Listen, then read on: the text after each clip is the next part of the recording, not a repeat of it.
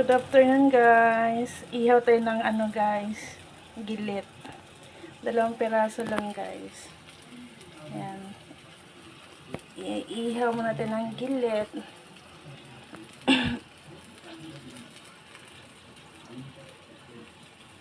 First time ko mag-ihaw dyan guys, sa kawali na ganyan. Ayan. Sana masarap. Dandahan lang natin ang apoy. Mahina na pala yan guys. Pinakamahinang apoy. Ayan.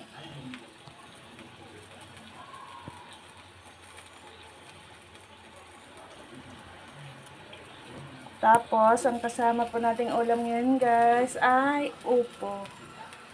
Ayan. May upo po tayong niluto. With ano rin po yung ano. Baliktarin nga natin guys. Ay! Siguro kailangan pa talaga siyang patagal-tagalin para